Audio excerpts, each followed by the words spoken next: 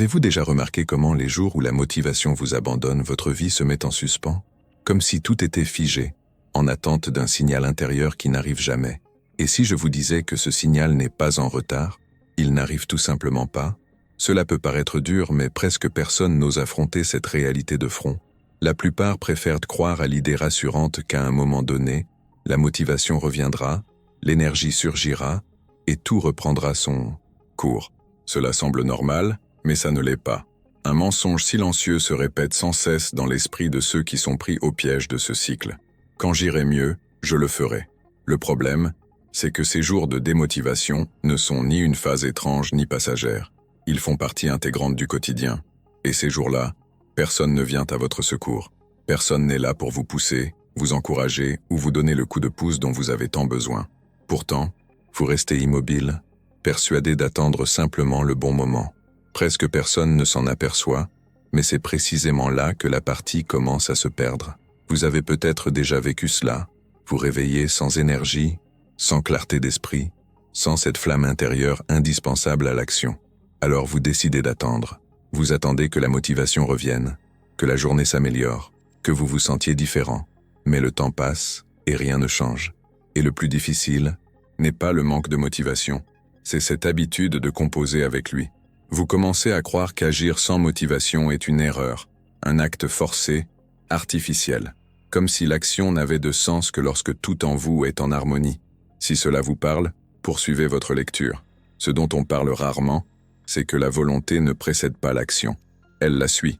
Or, cette idée remet en question tout ce qu'on nous a appris sur la productivité, la discipline et même l'estime de soi. Il semble étrange de penser qu'on n'a pas besoin de se sentir prêt à agir, qu'on n'a pas besoin d'être motivé pour commencer. Cela provoque une résistance intérieure, car cela ébranle notre identité. Après tout, si l'on peut agir même sans volonté, qu'est-ce qui justifie l'inaction? Et c'est là que l'attente commence à peser lourd, d'une manière invisible. Non pas un impact immédiat et dramatique, mais une usure silencieuse et progressive. Chaque jour d'inactivité renforce la conviction que la survie dépend de la volonté. Chaque report amplifie le sentiment d'impuissance. Cela peut paraître une simple fatigue, mais il n'en est rien. C'est un conditionnement. C'est le corps qui apprend que, sans plaisir ni motivation, rien ne se passe. Le plus étrange, c'est que personne ne vous y prévient. Aucun avertissement ne vous dit « Attention, attendre trop longtemps est aussi une décision ». Un jour, vous vous réveillez et réalisez que vous avez passé trop de temps à attendre de ressentir quelque chose de différent. Et cette prise de conscience est déstabilisante, car elle change la question centrale. Ce n'est plus « Pourquoi n'en ai-je pas envie ?» mais « Que se passe-t-il si j'agis même sans en avoir envie ?» C'est là que quelque chose commence à se transformer en vous. C'est là que la conversation cesse d'être agréable et devient nécessaire. Et lorsque cette question se pose, elle est rarement isolée. Elle s'accompagne d'un malaise difficile à expliquer, comme si quelque chose en vous se dévoilait. Car au fond, tous ceux qui ont déjà connu des jours sans motivation savent exactement de quoi nous parlons. Ce n'est pas de la paresse, ce n'est pas un manque de compétences, c'est cette étrange sensation d'attendre une autorisation pour agir, comme si quelqu'un ou quelque chose devait valider le prochain pas. Presque personne n'en parle ouvertement, mais beaucoup vivent ainsi. Peut-être vous aussi. Si cela vous parle, prenez un instant pour y réfléchir, non pas pour vous juger, mais pour réaliser que vous n'êtes pas seul à vivre cette attente silencieuse. Et c'est curieux de constater que, lorsqu'on commence à mettre des mots sur ce que l'on ressent, le sentiment évolue légèrement. Alors, si ce sujet vous interpelle, si un passage de cette conversation vous a touché, ou décrit une situation que vous vivez, n'hésitez pas à laisser un commentaire. Pas besoin de longs discours. Parfois, une simple phrase suffit à créer un lien entre des personnes qui ne se sont jamais rencontrées mais qui partagent les mêmes sentiments. Ce type d'échange est essentiel pour que des conversations comme celle-ci perdurent. Lorsque vous commentez ou même aimez une vidéo, ce n'est pas un simple geste mécanique. C'est une façon de dire « ce sujet compte ». Et cela permet à ce contenu d'atteindre celles et ceux qui traversent des périodes de démotivation, de manque de force et de difficulté à trouver des réponses. Si vous avez le sentiment que cette chaîne aborde des sujets souvent tus, vous abonner est une manière de poursuivre ce dialogue et d'éviter que ces réflexions ne se perdent dans le brouhaha ambiant. car le point que presque personne n'aborde est toujours là, attendant d'être exploré plus honnêtement. Que change-t-il vraiment lorsqu'on cesse d'attendre le désir et qu'on commence à agir malgré lui? Que se passe-t-il en nous lorsque l'action précède le sentiment? C'est précisément là que la conversation devient plus sérieuse et plus nécessaire. Il existe un type de journée qui n'apparaît presque jamais dans les citations de motivation, car elle n'est ni assez spectaculaire pour capter l'attention, ni assez belle pour servir d'exemple. C'est la journée ordinaire où il ne se passe rien. Personne n'envoie de message. Personne ne prend de vos nouvelles.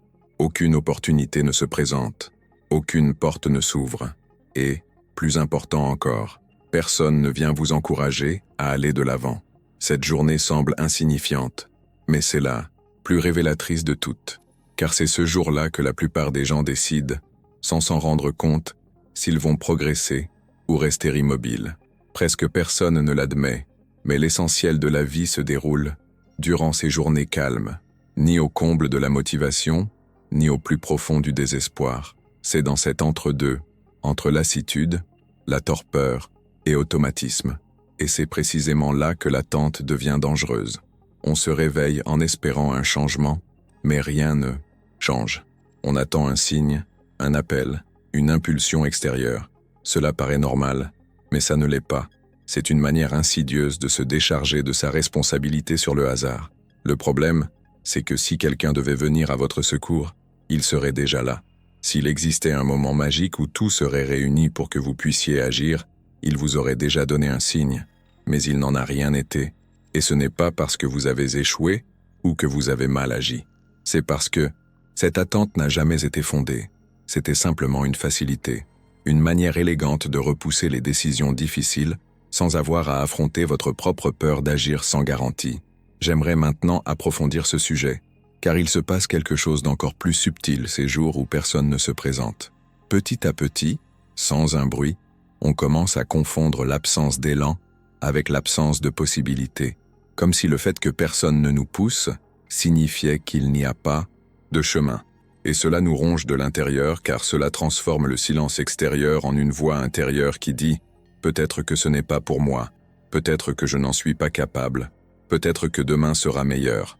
C'est la vérité cachée que presque personne ne perçoit lorsqu'il la vit. Le stoïcisme intervient ici, non comme une jolie formule, mais comme un retour à la réalité. L'idée est que la vie ne vous doit ni clarté, ni encouragement, ni motivation. Elle se déroule, tout simplement. Et dans cette réalité, rester immobile à attendre les conditions idéales n'est pas de la neutralité. C'est un choix, c'est une décision, même si vous ne vous en rendez pas compte. Chaque jour où vous n'agissez pas parce que personne ne vous a appelé, guidé ou encouragé, quelque chose se cristallise dans votre esprit, la dépendance. Et cette dépendance est imperceptible au début. Elle se dissimule derrière la fatigue, la routine, des justifications raisonnables. Mais son impact se fait sentir avec le temps. On se sent diminué, plus éloigné de son propre potentiel, comme si l'on était toujours spectateur de sa propre vie. Non pas parce que quelque chose a mal tourné, mais parce qu'on a passé trop de temps à attendre une validation extérieure pour avancer. Le plus difficile à accepter, c'est que ces jours vides ne sont pas une mauvaise passe passagère. Ils sont les coulisses du voyage. C'est le théâtre de la véritable transformation, ou de son abandon. C'est, là, à l'abri des regards, que se prend la décision silencieuse. Non pas la grande décision inspirante, mais la petite décision intérieure d'agir, même sans public, sans applaudissements, et même sans en avoir la volonté. Et lorsque cette prise de conscience s'installe, la perspective change. La question n'est plus « pourquoi personne ne m'aide ?», mais « que faire quand personne ne vient ?» Ce changement paraît simple, mais il transforme radicalement votre rapport à la discipline, au choix et à la responsabilité. Il ne résout pas tout instantanément, mais il modifie quelque chose d'important en vous, quelque chose qui sommeillait à force d'attendre. Si cette partie de la conversation vous a amené à affronter quelque chose que vous évitiez, écrivez dans les commentaires. Cela me paraît logique. Cela en dit long. Il existe une croyance si profondément ancrée que presque personne ne la remet en question. L'idée que la volonté précède l'action, comme s'il s'agissait d'un ordre, naturel, presque biologique. D'abord on ressent, ensuite on agit. D'abord l'impulsion, puis le mouvement. Et tant que cet ordre n'est pas achevé, on attend. Le problème, c'est que cette logique semble intuitive, mais elle est fausse. Et c'est là que beaucoup de gens, sans le savoir, freinent leur propre progression. Presque personne ne s'en rend compte. Mais la volonté n'initie rien. Elle réagit. Elle surgit une fois que le mouvement est déjà amorcé. Le corps fait le premier pas, même s'il est lourd, même s'il traîne des pieds, et c'est seulement ensuite que l'esprit commence à suivre. C'est seulement ensuite qu'apparaît cette petite sensation de « bon, peut-être que je peux continuer ». Cela change tout, car cela anéantit l'excuse la plus courante pour justifier les jours de manque d'énergie. Je ne le fais pas parce que je n'en ai pas envie. En réalité, si vous n'en avez pas envie, c'est parce que vous ne le faites pas. Cela peut paraître difficile à entendre, mais c'est libérateur quand on le comprend. Car si la volonté était véritablement maîtresse de nos actions, seuls ceux qui se réveillent inspirés, confiants, et l'esprit clair agiraient. Or, vous savez bien que la vie ne fonctionne pas ainsi. Les décisions les plus importantes se prennent les jours ordinaires, malgré la fatigue et le brouhaha mental. Attendre de ressentir quelque chose de particulier avant d'agir, c'est exiger trop d'un état émotionnel par nature instable. J'aimerais maintenant approfondir ce sujet, car il recèle une vérité cachée, rarement énoncée ouvertement. La volonté se nourrit du confort. Elle se manifeste lorsque la voie est déjà légèrement ouverte, lorsque l'effort diminue, lorsque le risque semble moindre. Par conséquent, si vous conditionnez vos décisions à sa présence, vous finissez par réagir, jamais par diriger. La volonté devient un thermomètre, non un moteur. Et les thermomètres ne font rien bouger, ils ne font que mesurer ce qui est déjà là. Ce qui engendre véritablement la transformation, ce ne sont ni les grands gestes ni les actions héroïques. Ce sont les petites actions, même lorsque tout en vous vous crie d'arrêter. Un geste minimal, presque imperceptible. Quelque chose de si simple qu'il ne requiert aucune conviction profonde. C'est le travail de fond du véritable changement. De petites décisions, prises sans enthousiasme, répétées suffisamment longtemps pour qu'un processus intérieur se mette en place. L'état d'esprit évolue après le comportement et non avant. Cela va à l'encontre de presque tout ce qui est communément admis, mais l'impact est bien plus durable. Et quand on agit ainsi, il se produit quelque chose d'étrange. Pas immédiatement, pas de façon spectaculaire, mais silencieusement. La volonté commence à se manifester tardivement, comme si l'on arrivait après que le travail ait déjà commencé. D'abord vient le mouvement, puis une discrète sensation d'harmonie. Ce n'est pas du plaisir, c'est de la cohérence. Ce n'est pas de la motivation, c'est de la continuité. Et cela crée une force différente, moins exaltante, mais beaucoup plus fiable. L'erreur fréquente est de croire qu'agir sans volonté revient à s'auto-saboter, à se pousser au-delà de ses limites. Mais ce n'est pas de cela qu'il s'agit. Il s'agit de ne pas composer avec son absence, de ne pas justifier son malaise. Il y a une différence fondamentale entre respecter ses limites et obéir à chaque résistance intérieure, comme s'il s'agissait d'un ordre légitime. La plupart des résistances ne protègent pas. Elles ne font que perpétuer le statu quo. Quand ce déclic se produit, votre rapport aux décisions change. Vous cessez de vous demander « est-ce que j'en ai envie ?» et commencez à vous demander « quelle est la plus petite étape possible maintenant ?» Cette question est simple, mais puissante. Elle déplace l'attention du sentiment vers l'action, du drame vers le processus. Et petit à petit, sans même vous en rendre compte, le cheminement cesse de dépendre d'états émotionnels instables et repose sur quelque chose de plus solide. Si cela fait écho à une situation que vous vivez, écrivez en commentaire « Je suis moi aussi dans ce parcours ». Cette phrase résume la situation mieux qu'il n'y paraît. Il y a un point dans cette conversation qui a tendance à être plus déstabilisant que tout autre, car il met à nu le dernier refuge de beaucoup. L'idée que l'immobilité n'est qu'une pause, un intervalle neutre, un temps de récupération. Cela paraît raisonnable, voire rassurant, mais c'est faux. L'immobilité est aussi une décision, et comme toute décision, elle a des conséquences. Le problème, c'est que ce coup n'apparaît pas immédiatement, ni ne s'accompagne d'avertissements préalables. Il est silencieux, cumulatif et facile à ignorer au début. Presque personne ne l'admet, mais lorsque vous choisissez de ne pas agir, vous ne faites pas que maintenir le statu quo. Vous laissez le temps décider pour vous. Et le temps n'est pas neutre. Il ne préserve pas l'état actuel des choses. Il les pousse, les use, les éloigne. Pendant que vous attendez la volonté, la lucidité ou le moment idéal, quelque chose continue de se produire en coulisses. Le décor change, les occasions s'envolent, Votre propre perception de vous-même s'amenuise. Ce n'est pas une punition, c'est une conséquence. Il y a là une vérité cachée à laquelle peu de gens se confrontent sans résistance. La stagnation engendre des intérêts. Chaque jour d'inactivité semble insignifiant, mais, mis bout à bout, il tisse un puissant discours intérieur. Le discours selon lequel vous pensez beaucoup et agissez peu. Le discours selon lequel vous remettez toujours tout à demain. Le discours selon lequel une meilleure version de vous-même n'existe pas encore. Cet impact ne se manifeste pas par une douleur aiguë, mais par un poids constant, presque imperceptible, qui modifie votre état d'esprit au fil du temps. J'aimerais maintenant approfondir ce sujet, car le coup de l'inaction n'est pas seulement extérieur, il est aussi intérieur. Il ronge quelque chose dont on parle rarement, le respect de soi, non pas ce respect excessif, fondé sur une estime de soi forcée, mais le respect silencieux qui naît de la confiance en soi et de la capacité à faire ce qui doit être fait, même sans en avoir envie. Chaque fois que vous évitez d'agir, quelque chose en vous l'enregistre, non pas comme une erreur isolée, mais comme une habitude. Et les habitudes façonnent notre identité. Le plus difficile, c'est de réaliser que nombre de nos frustrations actuelles ne proviennent pas d'échecs majeurs, mais de petites décisions reportées. Des choses simples qu'on n'a pas faites alors qu'on aurait pu. Des conversations qui n'ont jamais eu lieu, de petits pas jamais franchis. Cela paraît insignifiant au quotidien, mais avec le temps, on a l'impression de toujours courir après soi, comme si la vie avait toujours une longueur d'avance et qu'on était toujours un peu en retard. Et voici la clarté brutale du stoïcisme, sans belles paroles ni romantisme. La vie ne s'arrêtera pas pour vous laisser le temps de vous sentir prêt. Elle n'attendra pas que vous résolviez vos conflits intérieurs. Elle poursuit son cours, tout simplement. Choisir l'inaction, c'est choisir de rester immobile, tandis que tout autour de vous évolue.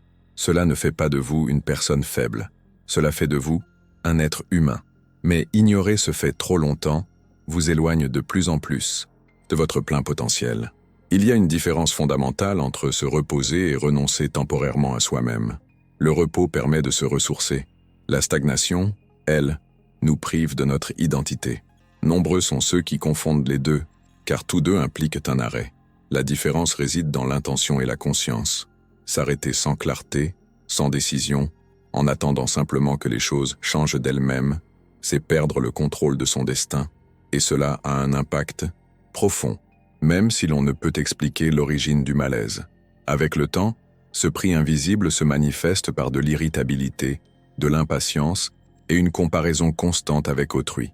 Non pas parce que les autres sont plus chanceux, mais parce qu'au fond de vous, vous savez que vous auriez pu en être à un autre stade de votre parcours si vous aviez agi différemment dans les petits moments, pas lors des grands tournants, mais par de petits pas.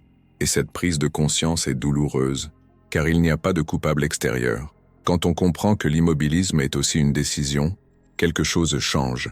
La responsabilité cesse d'être un fardeau et devient limpide, non pas au sens d'exiger quelque chose, mais au sens de la clarté.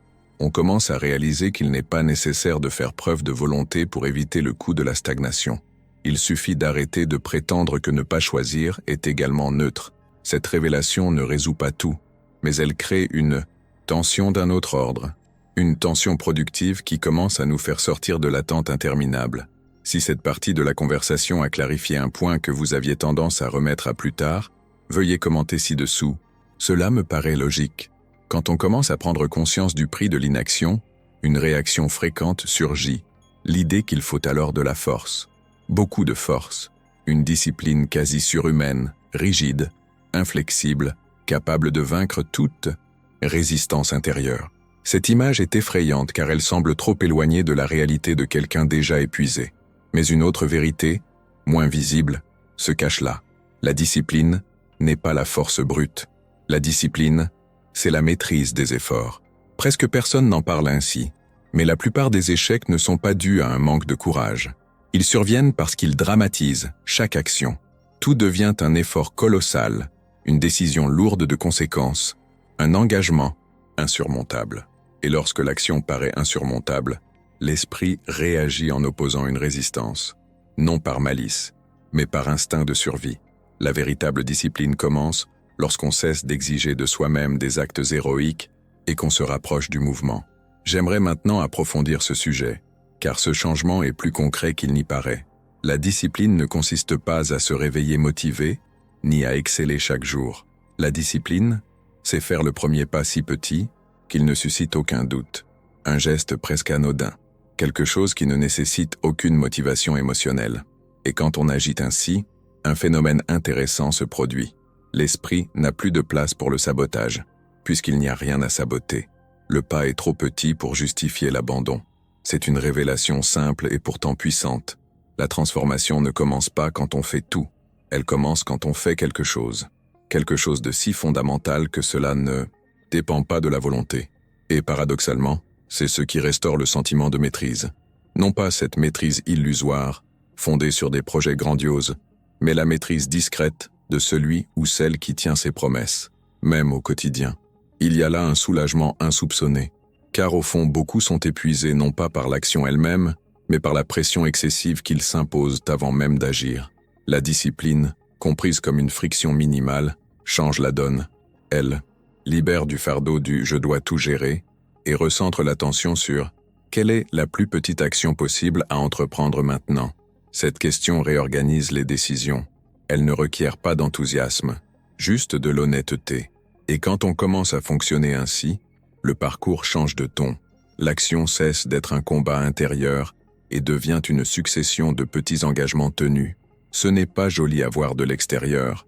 Cela ne donne pas d'histoires inspirantes au début, mais l'impact est bien réel. Chaque petit pas réduit l'écart entre qui vous êtes aujourd'hui et qui vous avez si longtemps cherché à devenir. Cela crée une confiance qui ne repose pas sur l'émotion, mais sur la répétition. L'erreur fréquente est de croire que les petits pas ne comptent pas, que seuls les grands changements méritent notre attention. Or, cette croyance ignore la réalité du terrain. Les grands changements sont une conséquence, non un point de départ. Ils surviennent une fois le processus enclenché. Avant cela, il n'y a que les coulisses. Et c'est dans ces coulisses que la véritable discipline s'exerce, sans public, sans applaudissements, sans aucune ambition. Cette approche n'édulcore pas la réalité. Elle rend simplement l'action possible. Car agir modestement ne signifie pas penser modestement. Cela signifie respecter l'état actuel des choses sans s'y soumettre. Cela signifie comprendre qu'il n'est pas nécessaire de surmonter la résistance, mais simplement de la contourner. Un minimum de friction n'élimine pas l'inconfort, mais le rend supportable. Et cela change radicalement notre rapport à l'action. Quand on revoit ses attentes à la baisse, quelque chose se met en place en soi. Le sentiment d'inadéquation s'atténue. Le discours du « je n'y arriverai jamais » perd de son emprise. Non pas parce qu'on s'est convaincu de quelque chose de nouveau, mais parce que les preuves commencent à s'accumuler. Petites, discrètes, mais constantes. Et les preuves font évoluer les mentalités plus que n'importe quel discours. C'est un changement silencieux mais profond. La discipline cesse d'être un idéal lointain et devient un outil concret. Quelque chose qui s'avère utile les jours où la motivation fait défaut. Quelque chose qui fonctionne même quand rien ne semble vouloir coopérer. Et alors, l'attente cède la place au mouvement, aussi lent soit-il. Si cette idée d'agir avec un minimum de friction vous a éclairé, écrivez en commentaire. Cela me paraît logique. Cette simple phrase en dit déjà long sur votre parcours. Il existe un détail qui change complètement la façon dont beaucoup de gens comprennent l'estime de soi, mais que presque personne n'explique honnêtement. L'idée qu'il faut avoir confiance en soi pour agir. Comme si le respect de soi était une condition préalable, un prérequis, une étape indispensable. C'est séduisant, mais cela ne correspond pas à la réalité. En pratique, le respect de soi n'intervient pas au démarrage. Il apparaît après coup, parfois même sans qu'on le ressente. Presque personne ne s'en rend compte lorsqu'il le vit. Mais la confiance n'est pas une cause, c'est un effet secondaire. Elle naît de petites décisions mises en œuvre, et non de pensées positives ou de promesses intérieures. C'est pourquoi tant de personnes se sentent bloquées. Elles attendent de ressentir quelque chose qui n'apparaît qu'après l'action. C'est un paradoxe silencieux qui maintient des personnes intelligentes prisonnières. Pendant des années, j'aimerais maintenant approfondir ce sujet, car il recèle une vérité souvent difficile à accepter. Ce que beaucoup appellent un manque d'estime de soi est en réalité un manque de preuves. Des preuves que vous êtes capable de tenir vos engagements. Des preuves que vous avancez même lorsque vous n'êtes pas à l'aise. Sans ces preuves, l'esprit manque de confiance. Et sans confiance, le dialogue intérieur devient de plus en plus dur. Même lorsque vous agissez sans le vouloir, Quelque chose de très précis se produit en coulisses. Ce n'est ni de l'euphorie ni un orgueil démesuré. C'est un sentiment subtil de cohérence, un alignement intérieur difficile à expliquer, mais facile à percevoir. Vous ne vous sentez pas exceptionnel, vous vous sentez entier, et cela a un impact profond sur votre état d'esprit, car cela modifie la façon dont vous vous percevez dans vos décisions futures. Le véritable respect de soi naît dans ce lieu de calme intérieur, non pas dans le résultat final, ni dans la reconnaissance extérieure, mais dans l'instant où l'on fait quelque chose qu'on n'avait pas envie de faire, simplement parce qu'on l'a décidé. Ce genre d'action envoie un message puissant à l'intérieur de soi. Je peux compter sur moi. Et ce message, répété au fil du temps, forge une identité bien plus forte que n'importe quelle affirmation motivante. Ce qui est curieux, c'est que plus on attend avant d'agir en toute confiance, plus cette confiance s'éloigne, car elle ne répond pas aux demandes, mais aux épreuves. Et les épreuves n'existent que lorsqu'il y a du mouvement. Il n'est pas nécessaire que ce soit grandiose. Il faut que ce soit concret. Chaque petit pas, même sans enthousiasme, a un impact intérieur infime. Pris isolément, il semble insignifiant, mais accumulé, il transforme la façon dont on se perçoit dans son propre parcours. C'est pourquoi certaines personnes semblent posséder une sérénité différente, non pas parce que leur vie est plus facile, mais parce qu'elles se sont prouvées à maintes reprises qu'elles peuvent agir même dans les moments difficiles. Cette certitude intérieure atténue la tension liée aux décisions. Elle n'élimine pas le malaise, mais elle le rend familier. Et ce qui est familier est moins effrayant. Il existe une forme de confiance silencieuse. Elle ne vous pousse pas à être supérieur aux autres. Elle ne vous donne pas le sentiment d'être supérieur. Elle vous fait simplement avancer. Et cette confiance-là ne naît pas de la volonté, mais de la répétition de petits gestes, accomplis les jours où personne ne vous observe. C'est le véritable enjeu de la transformation, celui qui n'apparaît presque jamais dans les belles histoires. Quand on comprend que le respect de soi découle de l'action, quelque chose se réorganise, les exigences excessives diminuent, la comparaison perd de son emprise. On cesse d'exiger de ressentir quelque chose pour se permettre d'agir, et l'on commence à agir pour, peu à peu, ressentir autre chose. Ce renversement paraît simple, mais il transforme l'impact de chaque décision quotidienne. Et le point le plus important est peut-être celui-ci. On ne se forge pas le respect de soi en essayant de se convaincre qu'on le mérite. Il se construit en vivant de manière à le justifier, non pas par la perfection, mais par l'honnêteté, non pas par de grandes transformations, mais par la continuité. Et cela vous place à un autre niveau dans votre propre histoire, même si, extérieurement, rien n'a encore changé. Si cette partie de la conversation a fait écho à un sentiment que vous partagez depuis quelque temps, écrivez en commentaire « Je suis moi aussi en plein cheminement ». Cette phrase recèle plus de vérité qu'il n'y paraît. Il y a un détail qui change complètement votre perception de tout ce qui a été dit jusqu'ici et qui provoque généralement un silence gênant lorsqu'on le remarque vraiment. Demain, vous vous réveillerez probablement de la même façon. La même sensation dans votre corps, le même manque de motivation, le même esprit qui tente de repousser l'échéance. Rien ne s'est résolu comme par magie du jour au lendemain. Cela semble décourageant au premier abord, mais c'est précisément là que tout bascule. Car si demain se lève de la même manière, cela dissipe la dernière illusion, celle qu'un élément extérieur puisse modifier la situation avant que l'on agisse. Rien ne change, rien ne s'améliore de soi-même, rien ne s'organise pour faciliter les choses. La vérité cachée, c'est que les jours sans motivation ne sont pas des obstacles sur le chemin de la discipline. Ils sont le terrain d'entraînement lui-même, et presque personne n'est prêt à l'affronter sans l'idéaliser. J'aimerais maintenant approfondir ce sujet, car il existe un niveau de compréhension supérieur, rarement abordé. Lorsqu'on accepte que la volonté ne se manifestera pas demain, on cesse d'attendre une autorisation émotionnelle pour agir. La question n'est plus de savoir si on le fait, mais comment on le fait malgré tout. Ce changement est subtil, mais son impact est considérable. Il fait passer la discipline du domaine de l'émotion à celui de l'identité. À ce stade, le voyage devient plus silencieux, moins exaltant, plus solitaire, plus de moments de motivation intense sur lesquels s'appuyer. Il ne reste qu'un engagement discret envers de petites décisions quotidiennes. Et c'est là que beaucoup abandonnent, non pas parce que c'est impossible, mais parce qu'il n'y a pas de satisfaction intérieure immédiate. Ce niveau de discipline ne fait pas de bruit. Il ne produit pas de phrases inspirantes. Il vous permet simplement d'avancer quand tout autour de vous semble identique. La plupart des gens n'y parviennent jamais car ils attendent encore de ressentir quelque chose de différent avant d'agir. Mais lorsqu'on comprend que demain sera semblable à aujourd'hui, on réalise que la différence ne réside pas dans l'état émotionnel, mais dans la réaction. Un même sentiment intérieur peut engendrer des trajectoires totalement différentes, selon la décision prise face à lui. C'est une révélation dérangeante, car elle replace la responsabilité là où elle a toujours dû être. Il existe une transformation qui passe inaperçue. Elle se produit en coulisses, loin des beaux récits.